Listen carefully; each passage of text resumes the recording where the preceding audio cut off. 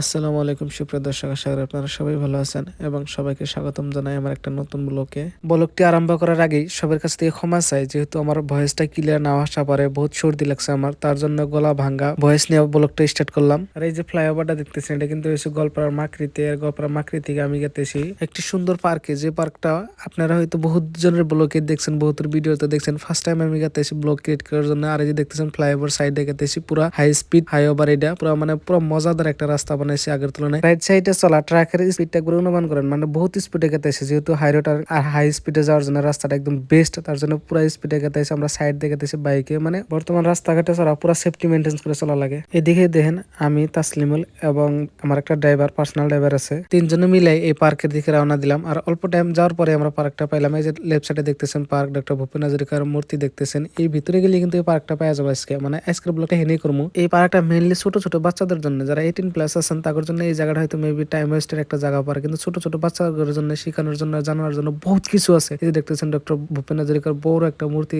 আঁকানো হয়েছে এখানে। খুদাগন্ত ডক্টর ভূপেন হাজারিকার দেখে আমার এলপি স্কুল ক্লাস 5 এর কথা মনে পড়ে গেল। 5 এ একটা কবিতা ছিল, বারে বারে মুখস্থ করছি। তারপরে টিকিট কাটলাম, মানে 2 জায়গার পাস নিলাম, নেওয়ার পরে 70 টাকা বিল উঠলো। তারপরে নিয়ে হেরা যাওয়ার জন্য রেডি হয়ে গেলাম। আমি মনে মনে খুবই এক্সাইটেড হয়ে আসলাম। আর এই যে বারাই সায়েন্স পার্ক, এটা অ্যাকচুয়ালি গল্পরাতে পরে মাকড়ির একদম বুগলে সামনে যায় দেখি বড় একটা ডাইনোসর এবার করে রয়েছে, মানে খুবই খুবই মজাদার বানাইছে কিন্তু প্লাস্টিকের। তারপরে একটা বস্তু লক্ষ্য করলাম, ওয়াল যে আছে, ওয়ালে প্রত্যেকটা সায়েন্টিস্ট এর নাম এবং কি কামে বিখ্যাত সবকিছু মানে চিপকে রাখছে। তারপরে এই ডাইনোসর আবার পিছপেলা থেকে দেখলাম যে কিভাবে দেখা যায় পুরো, মানে আমি টাচ করে দিই যে প্লাস্টিকের তো বেশি করা যাবে না, অল্প কম বেশি নষ্ট হয়ে যাবো, তার জন্য টাচ না করাই ভালো। তারপরে আমি ওয়ালে দেখলাম যে আরো বহুত বৈজ্ঞানিক নাম এভাবে দেওয়া আছে, Stephen Hawking, doctor APJ Abdul Kalam, sir Isaac Newton, Albert Einstein, বহুতের নাম এভাবে সাবকা দেওয়া রয়েছে। মানে যাই যে কামে বিখ্যাত ওই হিসাবে নলেজ হিসেবে দেওয়া হয়েছে, যাতে স্টুডেন্ট এসে নলেজ দেওয়া পারে। তারপরে একটা কৃত্রিম লেক আমার কাছে খুবই ভালো লাগলো। এই যে দেখতেছেন এই কৃত্রিম লেকটা কিন্তু খুব সুন্দর এবং মজাদার হিসেবে বানাইছে, মানে খুবই খুবই খুবই সুন্দর।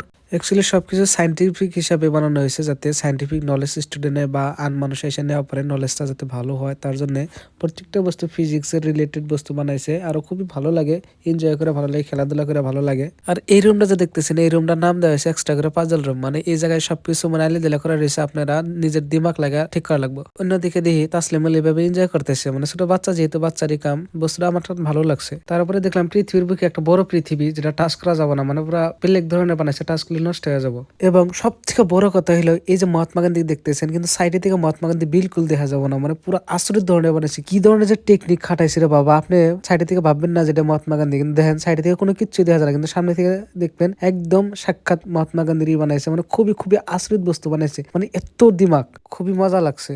বাপুজির সাইডে দেখলাম প্রয়াত ডক্টর এপিজে আব্দুল কালামের মূর্তি বানানো হয়েছে খুবই সুন্দরভাবে, কিন্তু কথা হচ্ছে টাচ করলে নষ্ট হবো, তার জন্য টাচ না করাই ভালো। তারপরে দেখলাম এই অল্প পানিতে এই হাপুর বাচ্চাটা খুব সুন্দরভাবে খেলাধুলা করতেছে, পানি খাইতেছে, খুবই জীবনটা এনজয় করতেছে, কিন্তু কথা হলো ওর জীবনটা যে বেলিকের আন্ডারে ও কল্পনা করা পারতেছে না। ভিতরে আসার বক্স যে দেখতেছিলেন কিন্তু অরিজিনাল না, মানে জাস্ট ডেমো হিসেবে বানানো হয়েছে, অনেক খেলাধুলা করে ভালো পায়, যে আরো সঙ্গী আছে, ওটা একটা ডেমো হিসেবে মানে আর্টিফিশিয়ালি রাখা হয়েছে ওর জন্য, যাতে ওরা ফিল না করা পারে আমরা একলা। এইভাবে 3-4টা সহাপু মানে পুরো খেলাধুলা করতেছে, দৌড়াদৌড়ি করতেছে, মানে খুবই সুন্দর একটা পরিবেশ। আমি দূরে থেকে দেখলাম, তো ভাবলাম আমি অল্প বুগলে যাই দিই, তো যখন বুগলে গেলাম তো আমার প্লে দিয়ে চাপে আসতেছে। তো আমি সঠিকভাবে জানি না আগে কি দিলে গেলে আরো ভালো পায়, খাওয়ার কি বস্তু আমি একটু জানি না, নলেজ নাই। তো এইভাবে হাতটা দেওয়ার পরে দেখি প্রায় গেতেছে, মানে খুবই একটা কিউট সিচুয়েশন, আমার জন্য খুবই ভালো লাগতেছে। আমার ভিতরে মানে ইনার সোল আমার খুব খুব শান্তি পাইতেছে আমি এবারে এই ধরনের পরিবেশটা দেখে, মানে আমার খুবই ভালো লাগতেছে। কিন্তু এবারে কি খেলালে আমি আরো বেশি স্যাটিসফ্যাকশন পাইতাম আমি নিজেও জানি না, তার জন্য অল্প ভিতরে আরো খারাপ লেগে গেল আমার। তো এইভাবে খেলাধুলা করলাম, কিন্তু বিলিভ করেন মনে থেকে খুব খারাপ লাগছে।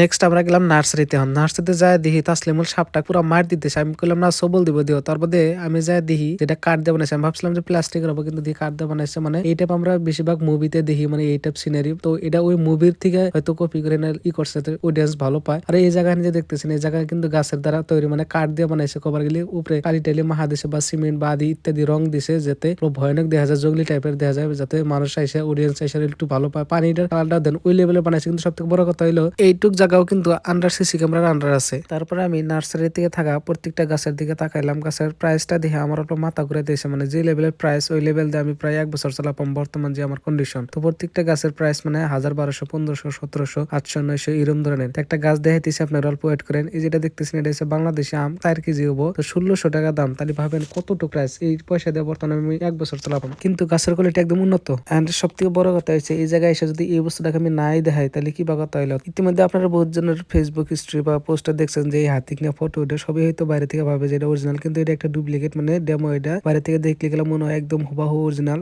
আমিও তো ফার্স্ট টাইমে ভাবছিলাম অরিজিনাল, কিন্তু বুকলে যাই দিই প্লাস্টিকের একটা বস্তু, তার জন্য বেশি টাচ করা যায় না, কারণ যদি অল্প 19-20 ক্ষতি হয়ে যাবো, তার জন্য এটা হাইটি বা এরকম ভাবে বানাইছে মানে সে ভাববো যে একদম অরিজিনাল। তো আমিও দুই একটা ফটো দামাদাম উঠে নিলাম যাতে পোস্ট করা পারি ভবিষ্যতে। তো খুবই ভালো লাগতেছে হাতিটা দেখে, মানে ফিল হইতেছে একদম অরিজিনাল কিন্তু না ডুপ্লিকেট, কিন্তু মজা আছে। এইভাবে মজা নিবার ছিল বাইরে সায়েন্স পার্ক আইসা পড়েন। আপনারা যে প্লেটে বস্তুগুলো দেখতেছেন আমিও ফার্স্টে এই বস্তুগুলো ভাবছিলাম অরিজিনাল, কিন্তু কথা হইলো এই বস্তুগুলো একদম ডেমো বুঝছেন। আমি তো ব্যাকল লেগে গেছি। আমি ফার্স্টে ভাবলাম যে খুব ভালো লাগবে, টেস্টি লাগবো, আর এই টাইপের মানুষের রান্না বাড়া আমার ঠান খুবই ভালো লাগে। তো আমি ভাবলাম যে একটা অর্ডার দিই, কিন্তু পরে টাচ করে দেখি না এটা ডেমো বানাইছে। আমার লাগে একটা লল হয়ে গেল বুঝছেন। তো খুবই ভালো লাগলো জায়গাখানি। তো আপনারা এইভাবে ভিজিট করা পারেন। আর যারা এখন আমার পেজটা ফলো করেন নাই তো প্লিজ ফলো করে দিবেন। আর আশা করি আপনারা সবাই ভালো থাকেন, ভালো লাগলে কমেন্ট করবেন, তার থেকে বেশি ভালো লাগলে ভিডিওটা শেয়ার করে দিবেন, আরও বেশি বেশি করে পেজটা ফলো করে দিবেন। এটাই আশা করি আজকের ভিডিও।